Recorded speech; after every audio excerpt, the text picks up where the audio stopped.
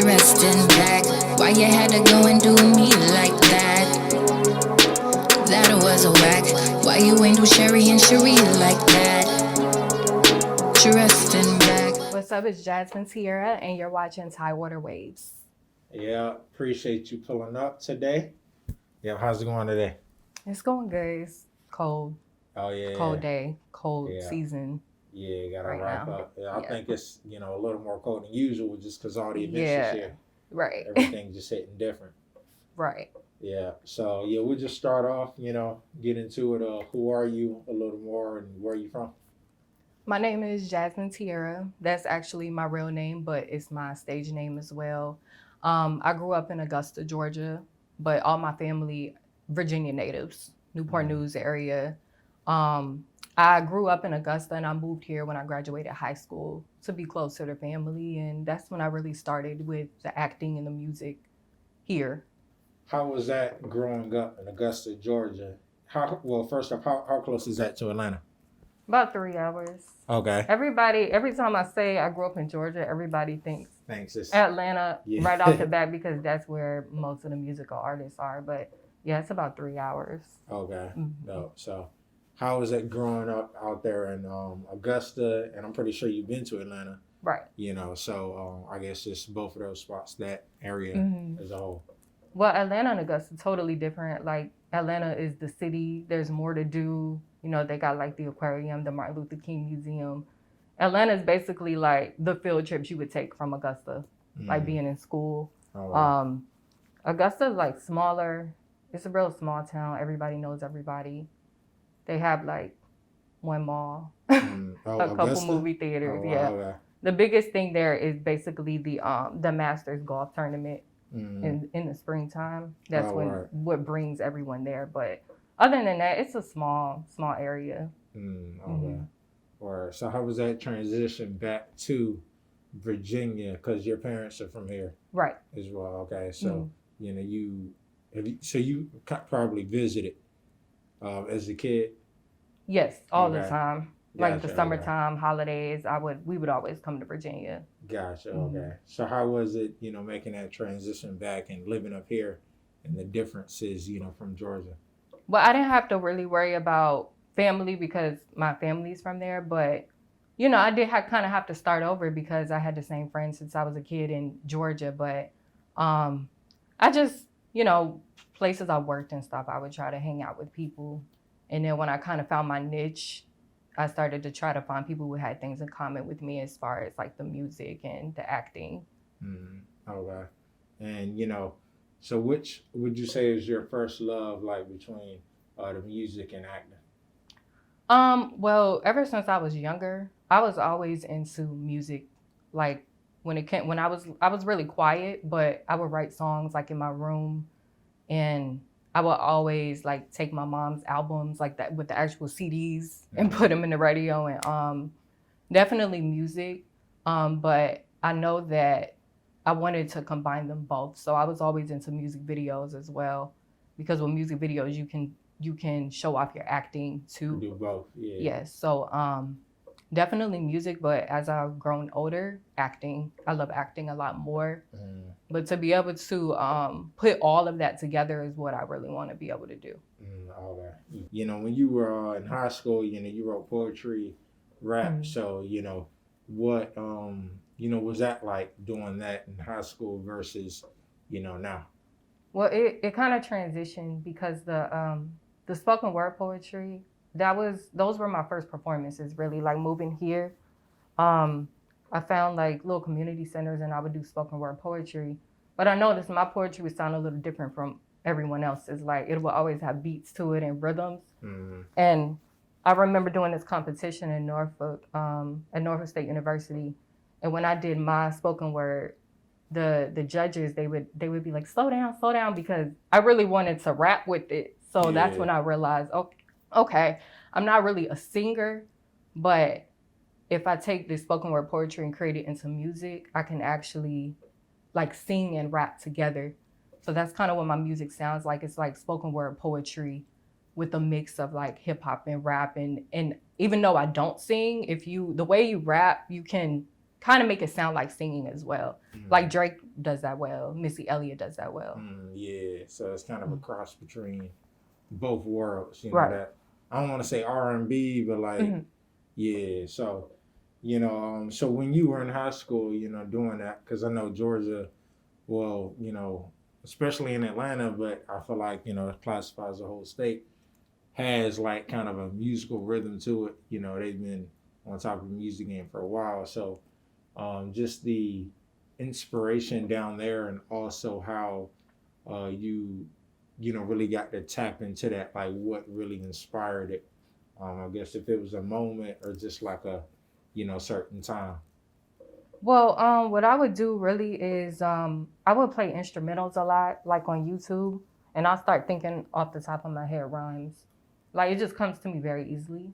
And I had a cousin as well that he knew how to make beats, so he would just send them to me, and I just started writing. And then I realized this is coming to me really easily. Like this is like a gift. Like even in school, if we had like creative writing projects, I was always finished before everybody else. So I knew there was something about me and music and writing that was a bit different than everyone else. So I would start recording songs, and we would just kind of keep them locked up, or, you know, sometimes put them on YouTube. But as time went on, I was like, okay, I need to take this seriously. So ever since I moved to Virginia, transitioning from the spoken word, I actually started recording in the studio, and now I have a team, and I actually am putting out songs that I wrote, and it's a good feeling to put it all together. How easy or hard was that to you? Because you say for a lot of people that, you know, it comes naturally to, you know, it you know, we actually have in the studio, it may be a little harder because it's more organized. You know, so how was that transition from just kind of doing it to, all right, I'm gonna take it serious? Well, when I write it by myself, I already envision being in the studio recording it. Like I already have it broken down. So when someone sends me a beat, I already like construct the hook, the verses. So as soon as I record, I know from start to finish, I just record and I'm done. So you're not in the studio long? No, not at all. Wow. So you could, I mean, I don't know if you've done this, for like get in there and record like a few, or like, you know, whole mixtape, or what's the most songs you recorded in one session? About 3 songs. Okay. Or so, you know, how was that? You know, working with, you know, certain producers, that experience you have, like that kind of natural knack.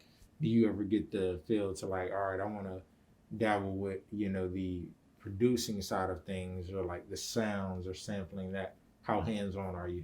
I'm working on it. I want to write for other people. I've written for someone before. And right now, I just want people to know what I can offer as an artist first, and then kind of transition into writing for others also. Because I want to do it all.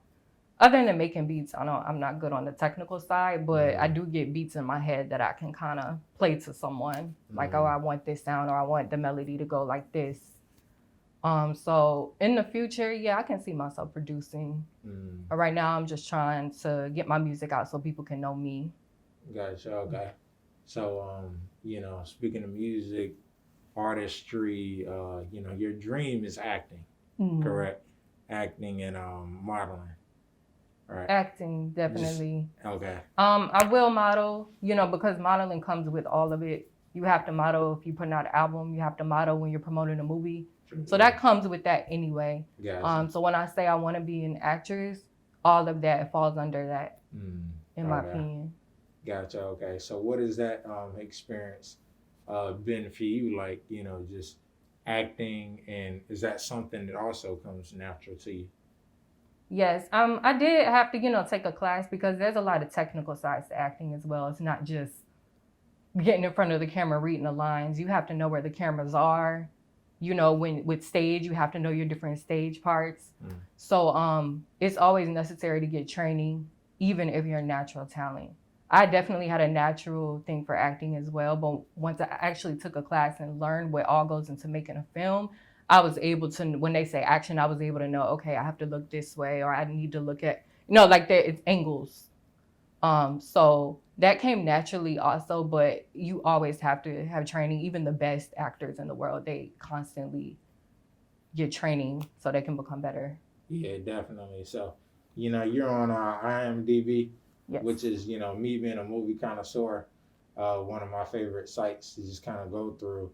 And been on a few shows, TV ones for my man, Mother in the Day, Mother of a Day. Mother of a Day. Yeah, Mother of a Day with your son. So, how have those roles been, and you been able to like, get that, because I know that's important for. So do y'all still do actress? Is that a thing? And okay, cause I know like it was a point where they were like, yeah, whether you're a man or woman, it's actor. Actor, I feel, is anyone. But actress, you're specifically talking about a female. Okay. I'm okay with either one. Okay, got you. Yeah. So, yeah, I know that's important having that, online catalog. So, how were those experiences, being on those different, a part of those different productions? Gradually, it's like, because there's a thing where you're an extra in a film, you kind of start off in the background. That's how I started at first. They were filming this movie called Juanita here in Richmond, and they were casting extras. So that's how I really got my start with film. Just being an extra, you can kind of see how things are with the main actors. So I'm looking and I'm seeing how a set really is, because you still are on your feet, you still get your little breaks. So I started off doing that. And that's cool, but I'm thinking to myself, I want to be in the front. I don't just want to be in the background. So from there, I did a couple of those, and then I started auditioning to actually be in main roles or leads or supporting roles. So I did the 48-hour film festival. They do that every year. So I got into doing those. They take new actors. They just want to tell their story and win the competition. So as long as you're telling the story, it's fine. But they would compliment me on it all the time, be like, you did great, because it's such a rush. So you really do have to have the talent to remember your lines. In 48 hours, everything has to be filmed. So the first day, it's all acting and getting at Rand. And then from there, I started auditioning and actually getting lead roles in independent films. And it happened so fast because I didn't start acting until maybe 3 years ago. And I just kept going. And now I have like a nice portfolio and resume. Okay. But right now it's just like doing a job. When someone casts me, I get on set, I do my job, and of course it's fun, but it's still a job. Yeah. So how important is a resume if you're looking for other jobs and acting gigs? Is that something that matters more than the audition, or how does that go? Well, with some roles you audition for, or others they might, you kind of create a type for yourself. We call it typecast, like in the acting world, where somebody plays one thing and that's kind of what people see them as. So for me, I always get like crazy women or really dramatic or motherly. Sometimes I get like the fantasy roles where I might play a mermaid or like an angel, because I say like, oh, you have a unique look, so you look at playing this. So when you kind of know your type over time, you know what to audition for. You'll look and say, okay, this character is more like me. Let me audition for that. And when you know who you are, it's easier to get those roles because they just want someone that's going to bring that character to life. Whether it's your look, like people like to say looks don't matter, but in the acting world, they kind of do, because that's how people are going to take you seriously as an actor. Like, okay, I need someone to play this role, but if you don't look the part, they might not cast you. So knowing your part and then actually doing the audition well, that's kind of how that process is. Okay. All right. So you are also in the stage play, Me Not Know. Yes. So how was that experience, working with the great Henderson? It was great. You have to rehearse a lot because you're in front of people this time. With film, you can cut things out, but when you're on the stage, everybody's watching every single moment. You got to know how to improv, and you kind of become a family with the people around you or your co-stars. But it took about maybe 4 or 5 months of rehearsal, and then it was a full house, so it really paid off. I played a character called Olivia, where I was like being battered, and then I come out of nowhere and I have all these secrets and I'm trying to kill people, and but it's fun. I like to play characters that are not like myself because obviously I'm not out murdering people in the street. So it was really fun. It's always fun to channel characters for me. Gotcha. Okay. Yeah. It's a great part of acting because it's something's a little too. I'm not gonna say easy because you got to tap in with any role, but like, man, I really got to reach for this one. So, but I do want to get back on the music. So, what is your creative process? We talked a lot about the artistry. Well, now I didn't ask you about your creative process with the acting. So, how do you prepare for a role? And then we'll get into the music.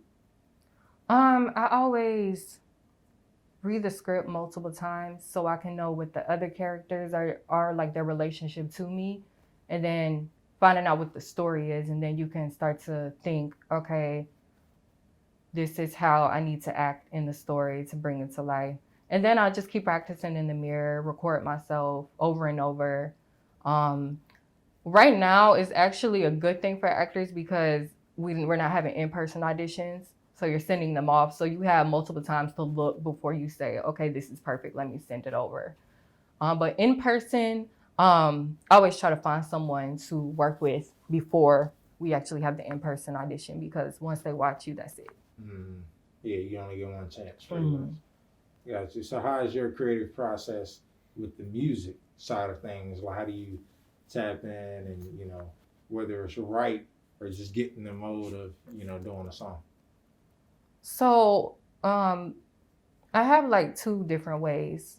Sometimes I'll get a beat sent first, and I'll keep listening to the beat. I always want my songs to sound like anthems, kind of like between anthems and nursery rhymes, something that you can play at like a basketball game and everybody's able to sing it, whether it's your grandma, your child, any age. So I always start to try to find a hook that's really catchy, and then I go into the verses and go from there.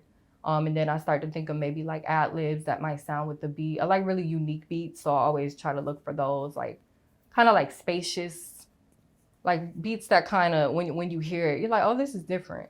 Those are the kind of beats I like. But the hook is most important because even if you are a great lyricist, people hear the hook first. That's what they're gonna continue to repeat. If they talk to somebody and say, have you heard this song? They're gonna say the hook. So that's the most important thing to me is making something catchy and different with the hook. And then I'll go into my lyrics. Okay. So with lyrics, how much of those, matter to you in terms of like, because you got a lot of people that, I'm just like a lyricist. And you got people like you say, I don't know if this is you or not, but kind of what you reference of the sound matters a little more. So which one do you lean more towards? I try to have a mix of both. Because you can have really dope lyrics, but if the beat is not as like or ear catching, I would say they'll listen, but they might get bored. So if you have a really nice beat, like there are people that might not be able to rap as well, but people would like the song just because of the beat.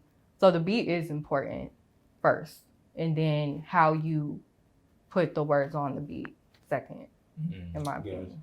Okay. So, what's next from you? In terms of what you're creating and, just how you are like trying to take the music or the acting or merge both?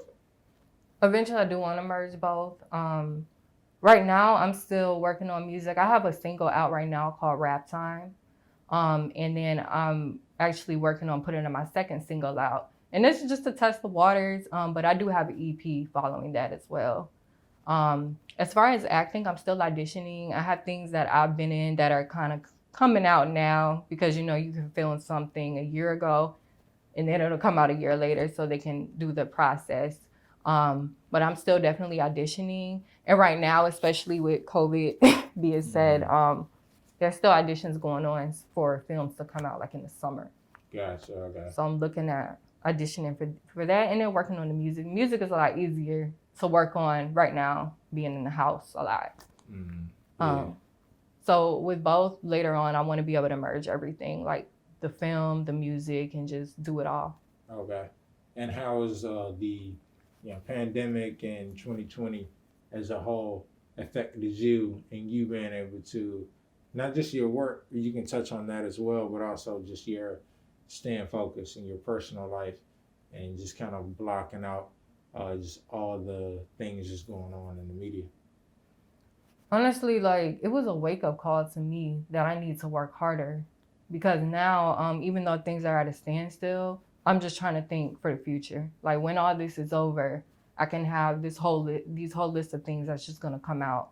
So it made me want to work even more because with being in the house, I can write more. I can have that time to myself and get things done. But people are still in the house streaming and listening to music, so none of that is going to change, pandemic or not. You can still put your stuff out on streaming and the radio, and people are still going to listen. That's all people are doing now anyway, is streaming and listening to music now. So this is actually the best time to put stuff out. Yeah, looking for different forms of entertainment. Mm-hmm. Yeah. So, what is your dream location? You being an actor, actress, whatever term best fits. Like whether that's LA or you've been from Georgia, Atlanta, because I know Tyler Perry has that new, lot. I mean, he's pretty much a city. Right. So. But what does that look like? I mean, even New York, can't leave that out. But what does that look like for you? I want to be able to work in Atlanta, but as far as actually staying stationary, New York definitely, especially with the acting, because they have Broadway there and they have, modeling. You could take it more serious up there as well. LA, maybe to visit and do certain projects, but as far as to actually like stay stationary and live, I would say New York because they work very hard. And with the acting, the best actors come from New York, especially like Broadway. And I want to be able to do more plays as well as film. Yeah, that's kind of like the foundation. Right. I guess you could say, stage acting is totally different. And you kind of get more of your skill sets from there. So I can see that. So, and it's closer to Virginia too. I mean, even right now, you can take a bus to New York and come back home because it is expensive to live up there. So I can make way there right now if I wanted to. So do you see there, I'm not even gonna say many because I feel like I know the answer to that question compared to other spots, but a good amount to kind of get a nice flow going of opportunities in Virginia for you to, act. Virginia actually has a lot of opportunities. I didn't even know that until I got into the acting. Like they'll say, oh, we're filming something in Richmond. We're filming this big movie in Virginia Beach. Like a lot of people, when I tell them I act, they don't believe that I'm doing all my stuff right here in Virginia. Like they're actually filming a lot of stuff here now. Like they filmed The Walking Dead here. There's a couple films like in the works that I'm auditioning for that's filming right here that have actually big names. Oh wow! So Virginia's definitely doing it as far as the films, the music, everything. Okay. So in terms of the music, I'll touch back on that for a second. You said the creative process. Do you see yourself kind of like merging and maybe even playwriting? And kind of merging both of your worlds of music and acting. Definitely. I mean, my dream is to combine it all, like have a film where my music is being played. I wrote the music, everything, and then putting in actors. I know there's a time where I might not be acting anymore, but I want to still write and be in the background and casting my own people. So directly. Right. Okay. Dope. All right. So that's kind of where you can see yourself going as well. Yeah. Dope. So, you say you have an EP coming out. What is the, if you can give it the title and some of the details about that. Yes, my EP is called Take Me to La La Land. It's supposed to be kind of like a, like where when you're in the arts, a lot of people tell you it's not real or you need to get like a real 9-to-5, and you can have that, but if being creative is your thing, that is your reality. So that's why I'm naming it Take It to La La Land, because this is my La La Land. To you, it's La La Land, but to me, this is just my life. So I have that coming out after my next single. So Those are just my teasers at first. The single I have out now, Rap Time. My next single coming out is called Bitter. And then after that, then people will hear everything else I have to offer. Okay, dope. Well, yeah, we can't wait to hear that. I appreciate you coming out today. Thank you. Thank you for having me. Yeah, no doubt. So we got Jasmine Tiarra. Yep. And we're out. Why you had to go and do me like that? That was a whack. Why you ain't do Sherry and Cherie like that? You gonna get it?